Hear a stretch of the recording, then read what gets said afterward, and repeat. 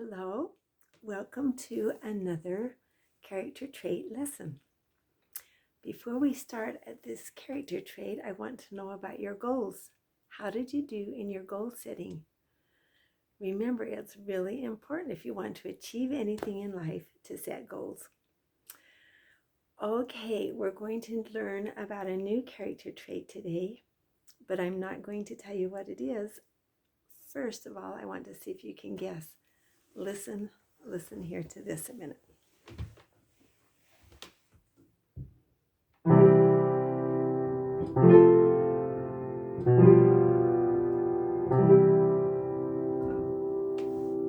Okay, how about this one? Listen to here.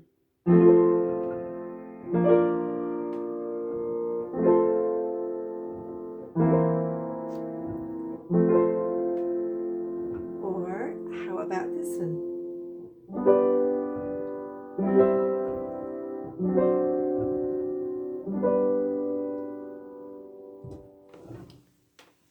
Could you hear how those notes were in harmony with each other? Harmony means that they went together. They sounded good together. Now listen to this.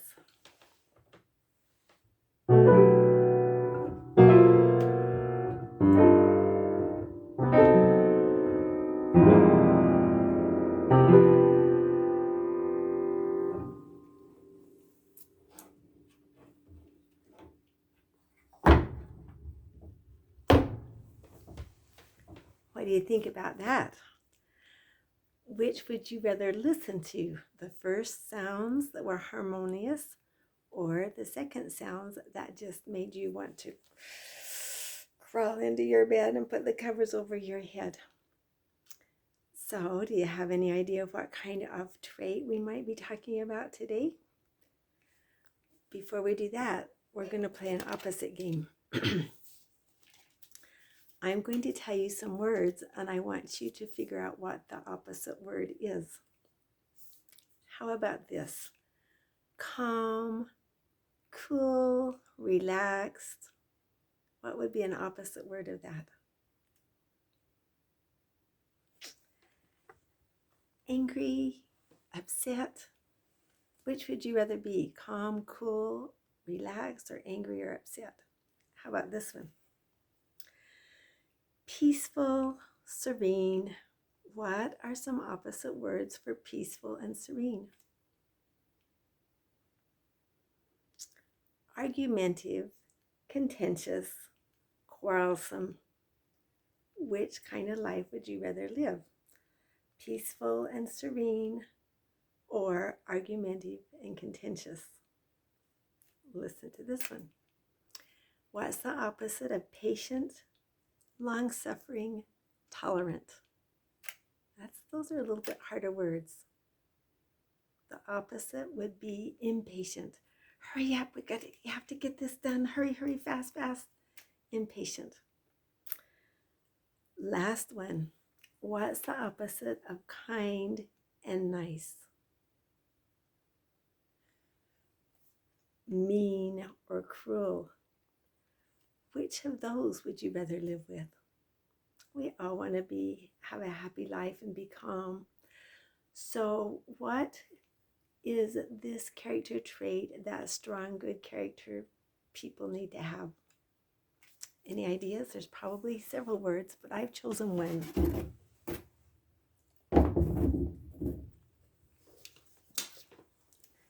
The word I have chosen is peacemaker.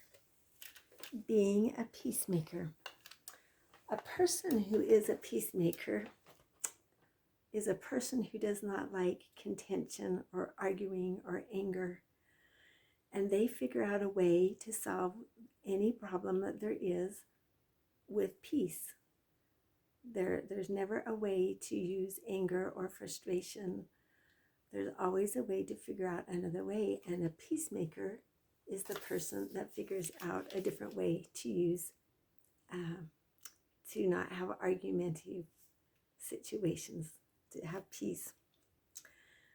As I've thought about this word peacemaker, I've realized that there's 3 different ways that people can be peacemakers. The first way is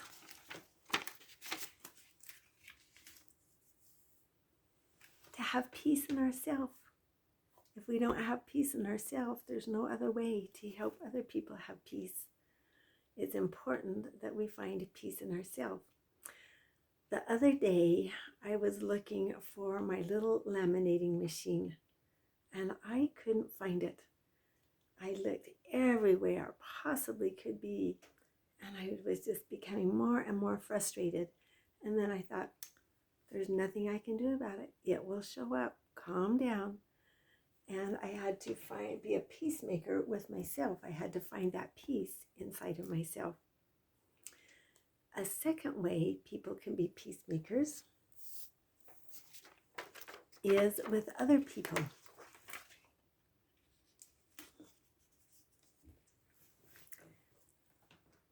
We each have our own different unique personalities. We each have our own likes and dislikes.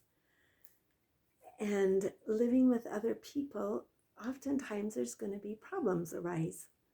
We're going to want to get angry. We're going to get upset. But to be a good peacemaker, we figure out a way to solve the problem without the anger or the frustration or the arguments. Let's use, for example, Alice comes down for breakfast one morning and she has Shay's shirt on. Shay looks at her and she just wants to get upset, but first she has to think, I need to have peace inside myself. And so she goes to Alice and she says, Alice, that's my shirt. And then Alice has an opportunity to explain why. Yes, it's St. Patrick's Day today and I didn't have anything green and I saw this shirt in your closet. And Shay says, but Alice, you should have asked me first. And Alice says, yes, I should have, and I'm sorry. Would you like to wear my new sweater that I received for Christmas? That is a way to, situations often arise where we have a situation with ourselves and with another person. And a good peacemaker works that situation out without causing arguments and anger. And the last one is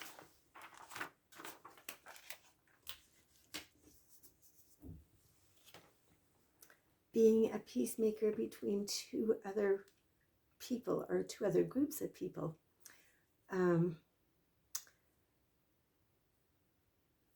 Oftentimes we'll be in situations where we're watching two people or two groups of people having a big argument. And we would have the opportunity to step in and be a peacemaker. Let me tell you a true story that happened many years ago, and it's about Uncle Mike. And I don't think Uncle Mike remembers this. So, Kinley, you be sure and tell him next time you see him about this story and remind him about it. Uncle Mike was probably 10 or 11 in 5th or 6th grade at the time. And I was substituting at the school. It was recess time, and Uncle Mike didn't know that I was watching, but his group of boys, he came from a class of 18 or so boys, and they were all out on the field playing football, and they were just having this game back and forth and having so much fun. And I was watching because I was the teacher on recess duty. And two of the boys, it stopped being fun, and two of the boys started fighting and arguing. And they were just face to face like this, and they were just going like this back and forth. And I could feel that it was almost time for these two boys to fight. And I was ready to go out and intercede between the situation. But your Uncle Mike, do you know what he did? And these are his friends. So here are these two boys. He went and stood right in the middle of them, and he folded his arms like that and just stood there. He didn't say a single word. He just quietly stood there, and pretty soon the tension eased and the peace returned and the game continued. but Uncle Mike was a peacemaker between two other people. So those are three different ways that we can be peacemakers and have that good character inside of ourselves. So we're going to play a game. So remember these things. Number one is peace inside of ourselves. Number two is peace with yourself and someone else. And number three is being a peacemaker between other people. So I'm going to read some situations, and then you tell me whether it's number one, number two, or number three. All right? Rachel's alarm clock does not go off, so she's going to be late for school. And the faster she hurries, the more frustrated she becomes. Which situation does Rachel have to be a good peacemaker? 1, 2, or 3? 1, with herself. She needs to calm herself down and realize there's not much she can do about it. She's going to be late for school. Okay, next one. Jason is playing basketball and receives a foul call from the referee, and he doesn't think he made that foul. Okay. Jason has an opportunity to be a peacemaker. He has an opportunity to be upset and angry and throw the ball, or he has an opportunity to be a peacemaker. 1, 2, or 3. Do you know, I've noticed that every time there's a number 2, when we have a bad feeling about someone else, first of all, we have to do number 1. We have to create a peace inside of ourselves. And then we have to work a peaceful situation out with that other person. So number 2, Jason has an opportunity to calm himself down and then to be peaceful with the referee or with the other person that might have made the foul. Sawyer's friend forgets to meet him for lunch. They'd made a deal that they'll meet together for lunch and sit and eat during lunchtime at school. And the friend forgets, and Sawyer becomes kind of upset. What's he going to do? Which opportunity does he have to be a peacemaker? First, he has to calm himself down, but then he has an opportunity to go to the friend and be a peacemaker with that friend so that they can continue to be friends. Holly comes home from school and finds Peyton and Jet arguing over a piece of cake. Peyton wants it, Jet wants it. They both feel like it's theirs. Holly has an opportunity, which one, to be a peacemaker. Number 3, a peacemaker with other people that are fighting. How could she handle this situation? She could go get a knife, take the knife and cut the cake in half and say, Peyton, here's your half, and Jet, here's your half. And then everybody would be happy. Okay, Shay is in her room painting away. This is one of her favorite things to do, and she's just working so hard. And Peyton, little Russell, comes along with a rubber band, and he just starts flipping her with this rubber band. Shay could become really upset and get angry at Russell, call her Mom, get this kid out of my room. Or she has an opportunity to be a peacemaker. Which one? She calms herself first, but then she has to be a peacemaker with Russell. Do you know what she could do? Russell's probably flipping her with that rubber band to get her attention. She could just say, Russell, you stop it, or I will kiss your face in. And he keeps doing this, so she grabs him and just, or Russell, you quit it, or I will tickle you to the moon and back.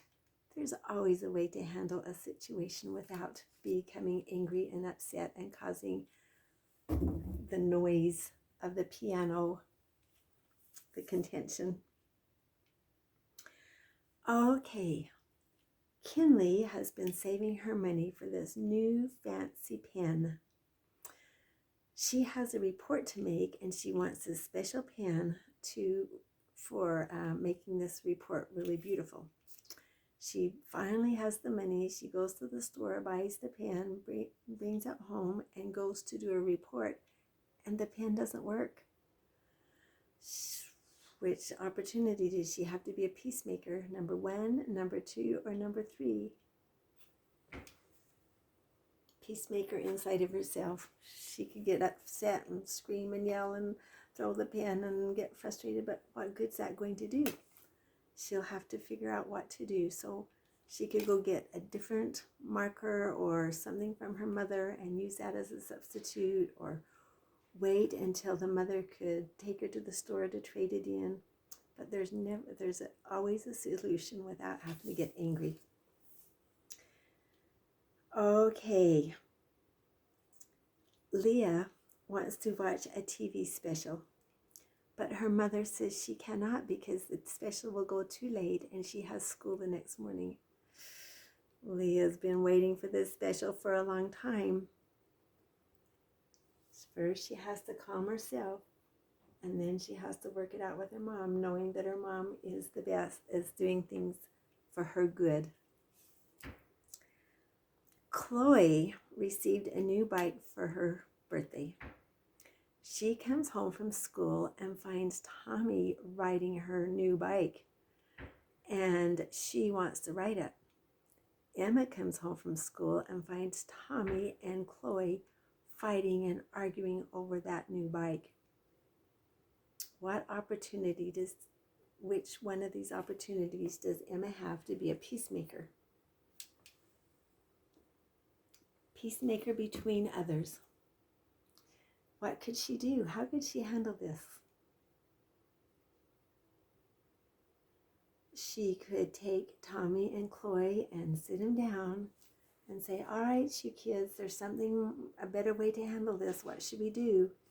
And then Tommy and Chloe could talk with each other in kind, good voices and decide maybe to take turns.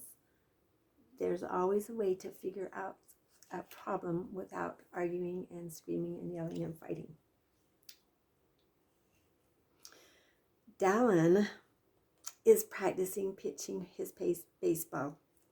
He wants to be the pitcher on the Little League team, and he's set up a target, but no matter how hard he tries, he cannot hit that target. And the more he tries, the more frustrated he becomes. Dallin has an opportunity to be a peacemaker in number 1, number 2, or number 3. Which one? With himself. He has to calm himself down. What could he do? How could he handle this problem?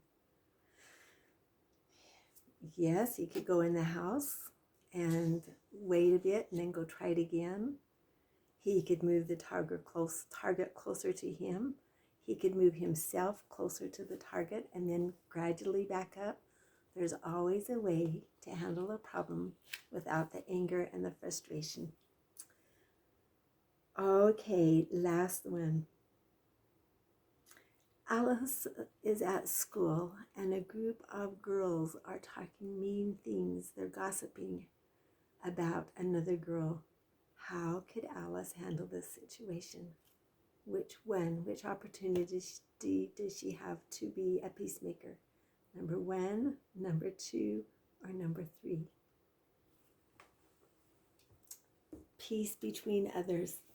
What could Alice do? What would be a good way for Alice to be a peacemaker between the friends? One good solution would be for Alice to start saying good things about that person. Well, do you know what I've noticed? I've noticed this person is really kind and observes and helps other people that are in trouble, or some good thing like that. Okay. As we develop this character trait of being peacemakers, it gives us a peace and a joy inside ourselves. But do you know what else? It makes us true followers of Christ. Jesus has said that he loves those who are peacemakers. So your assignment of this week is to practice and look for situations either in yourself, with other people, or between other people who are fighting, and practice being a peacemaker. Always remember how much I love you, and always remember how wonderful you are.